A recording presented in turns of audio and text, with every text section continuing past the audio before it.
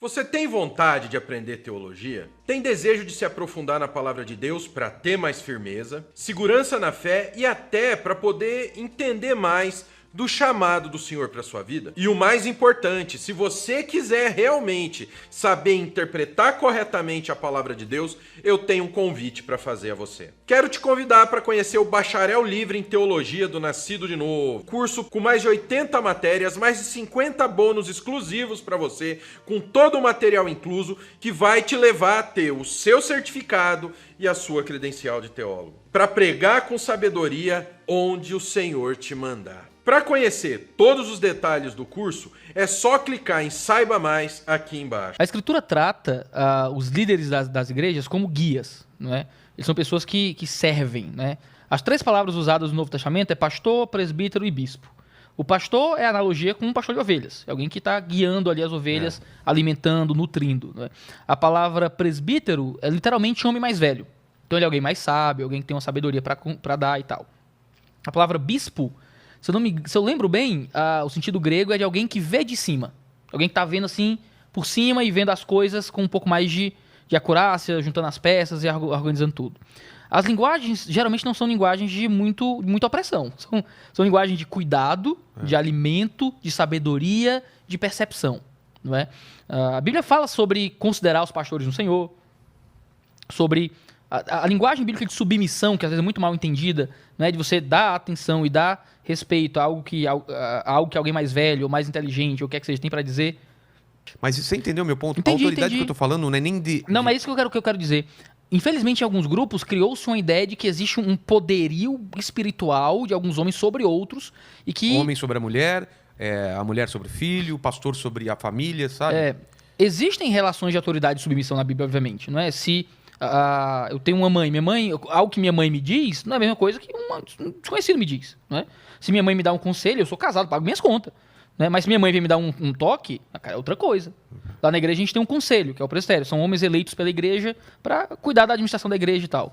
São 11 homens, acho que não, 9, eu esqueci, tem que contar. Acho que são 9 homens. E a gente delibera e tal, e eles têm total autoridade para falar o que quiser, para me repreender se eu fizer uma coisa errada e tal. Algo que eles dizem tem um peso muito maior do que um desconhecido na rua, do que um hater de Twitter, né? Então existem essas relações de que se um pai fala uma coisa para um filho, tem um peso diferente. O problema é que isso é atrelado a um tipo de impostura espiritual que se o pastor mandar, eu tenho que obedecer. Não, é isso que eu quero dizer. Digamos que existe um mundo espiritual, um mundo físico, e isso está além do mundo físico. Pois é muito complicado pensar assim. Porque é claro que um pastor ele está acima de um obreiro, alguma coisa assim. Mas é acima no sentido de que ele tem um serviço a mais para dar. Isso eu entendo, isso é fato. É porque em muitas comunidades, galera, até quem não é crente, assim, que não é de igreja e tal, imagina que é uma estrutura hierárquica muito forte, militar quase, que um manda no outro, e em alguns contextos pode até existir. Mas o pastor é alguém que serve, ele é um pastor de igreja, ele está ali... O pastor ele não está mandando nas ovelhas, pura e simplesmente. Ele está alimentando, dando água, dando comida e guiando por um caminho, né? Consolando, né? Se o Senhor é meu pastor, o seu cajado e sua vara me consolam, né? A ideia de um presbítero é alguém que está dando sabedoria. Então, a ideia é que o pastor serve, ele se dá. A linguagem de Paulo é muito bonita. Paulo fala em 2 Coríntios 4 que o ministério dele como pastor era que Deus em mim opere morte para que em vós opere vida.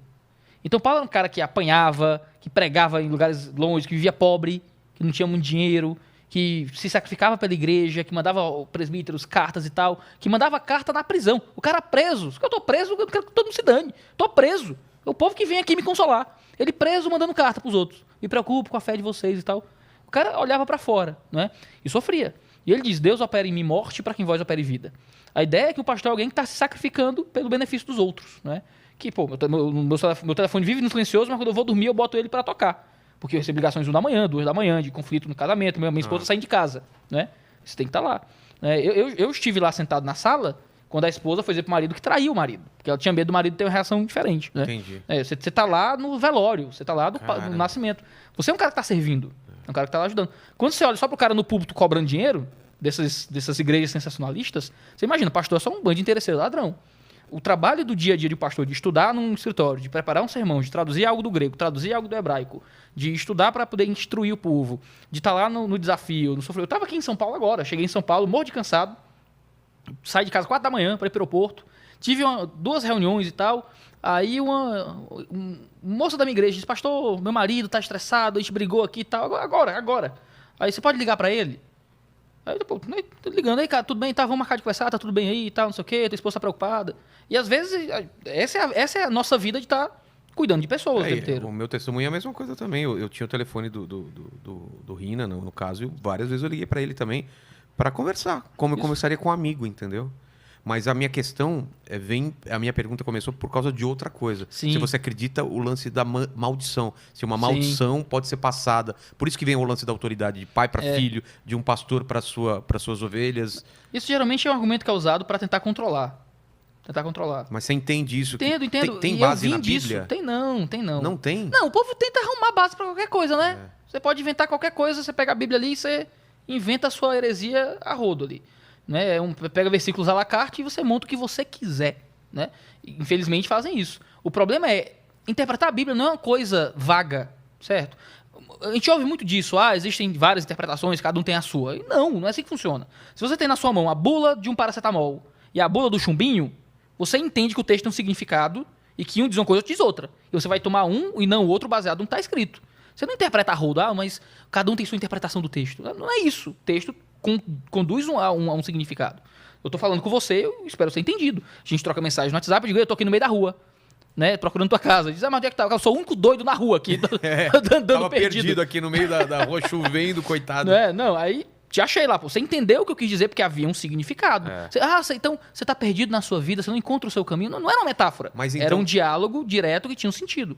Interpretar a Bíblia tem um significado, tem um jeito, tem uma forma, tem uma ciência, tem um método, né, de você aplicar para você entender um texto. A galera escolhe versículos a rodo para justificar o que quiser. Então, não, o pastor é o anjo da igreja, o pastor é a autoridade espiritual, você vai estar debaixo de uma maldição, que vai sair da bênção do meu pastoreio, não sei o que e tal. Isso geralmente é escolher versículos aleatórios para justificar opressão, não é? E aí, de novo, muito da minha motivação do que eu faço na internet é tentar ajudar as pessoas a se defenderem disso.